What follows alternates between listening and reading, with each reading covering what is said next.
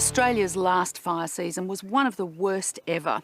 Since then, there have been multiple inquiries, including a royal commission due to report at the end of October. That's well into this year's fire season. Landline's Helena Bachkowski takes a look at the preparation and outlook for the coming months.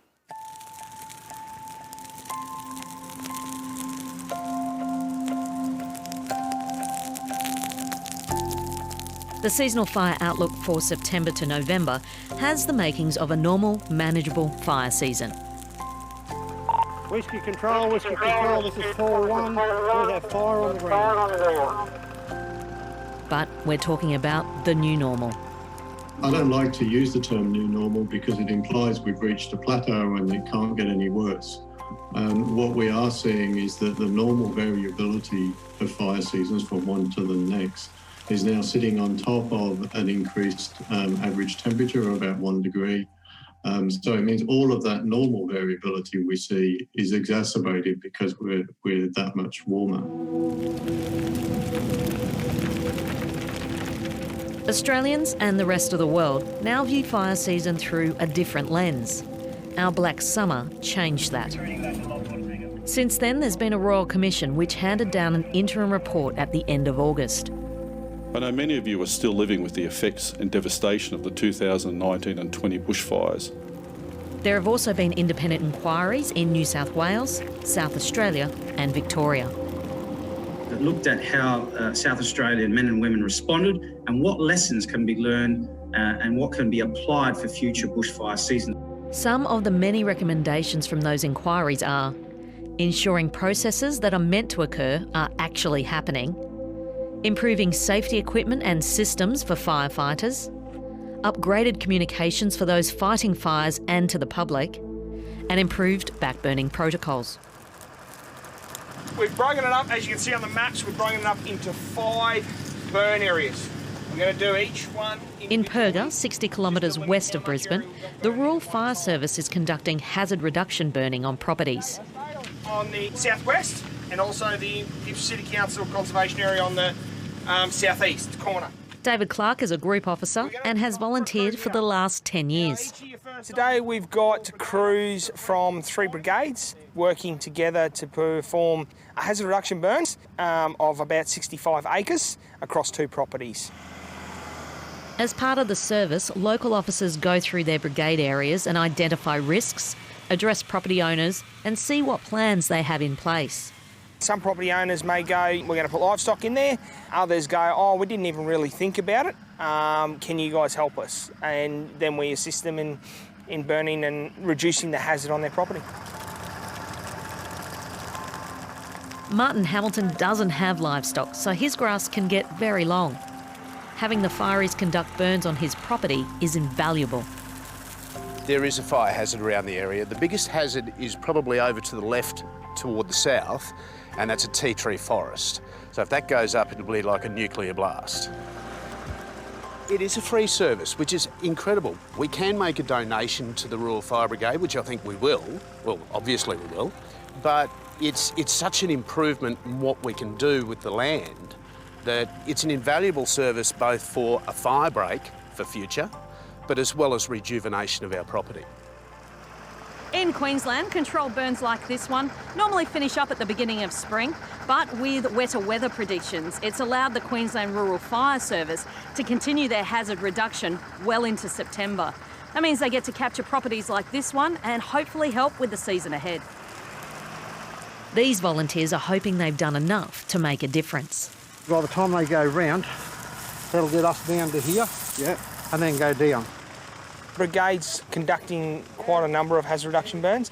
We've been hampered a little bit, obviously, with the COVID-19 because we need to have our COVID safe plans in place, but we are getting them done as best as we can.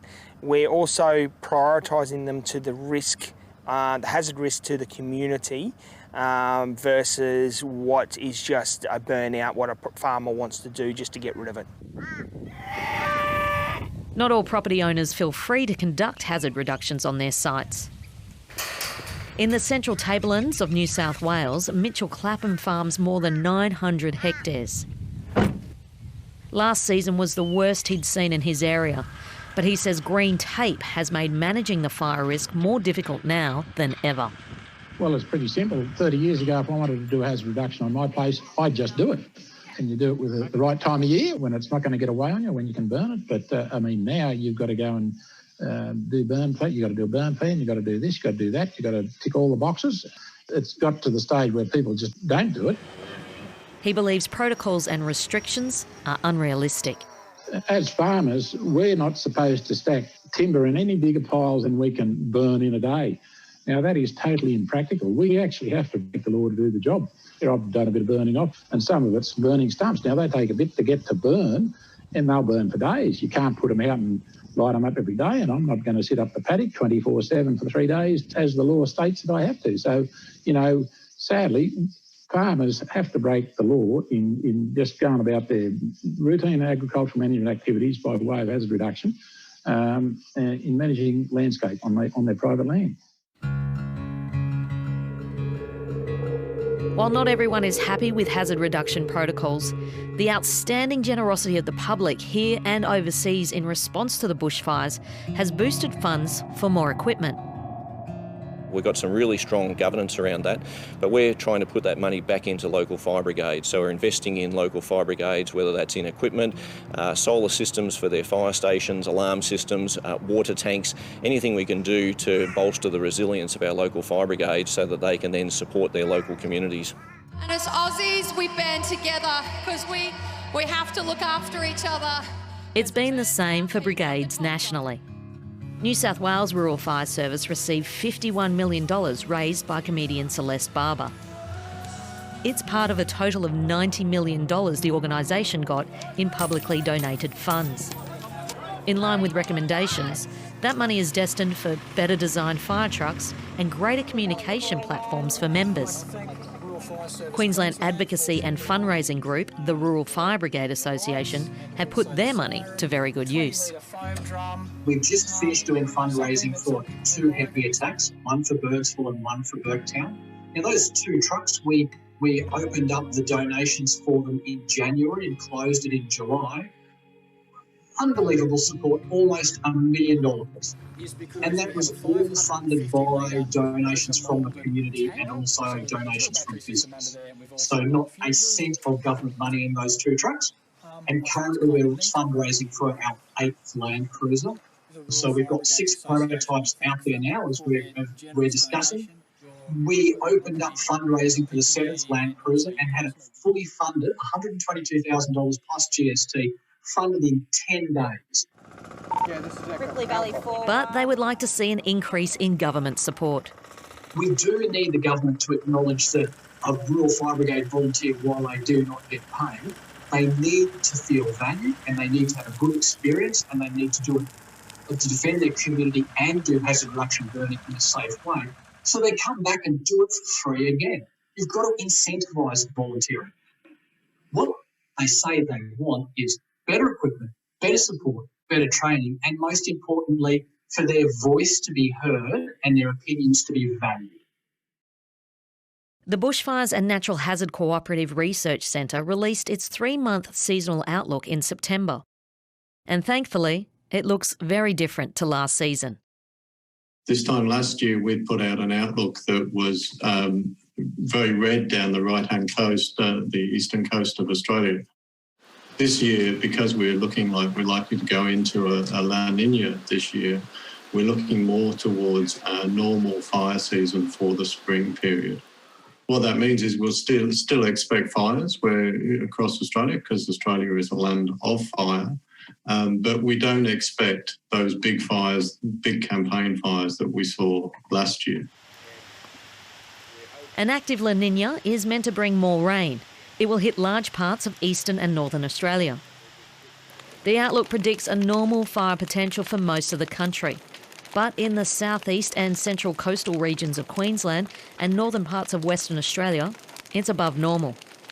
All right, Commissioner. Queensland is already preparing. So all of our activities are targeted at reducing risk around communities, and this year we've targeted the peri-urban environment, so bushfire and grass fire risk that butts up against towns and urbanised areas. That's where our population is at risk, and that's where we target our activities. That doesn't mean the rest of the country is off the hook. The Northern Territory has already experienced its worst fire conditions in 5 years. And what is expected for summer? Dr. Richard Thornton says it's harder to pick at this stage. Depending on how much rainfall there is and where it falls, it may well promote growth in areas, particularly the grasslands and particular cropping areas, that as we get into summer, those areas will dry out and will drive the fire risk for the summer period. But we can't predict that yet. So it's still too early, and this is very much an outlook for spring. So, are we ready? As ready as we can be, we'll be making sure that we do everything we can to protect lives and protect property this bushfire season. What we saw last year was a reaching of a very strained system over that period of time, and that will continue. But I think for a normal fire season, we will well and truly have sufficient resources to deal with those things. Now's the time to be cleaning up around your property. If you're going to do some burning, talk to your local fire warden, get a permit to light fire, and get some local advice about using fire in your area, and be mindful as the conditions heat up that you'll have a limited window to use fire to clean up around your property in the next period of time. And would-be rural or country fire service volunteers are advised to go for it. It's definitely a rewarding process. You get out there in your community and it's not just a fire brigade, we treat it as a family. We look after each other and we have laughs, and we just all go home just so much better than what we do when we come home from work. And you get to wear those snazzy outfits. That's exactly right.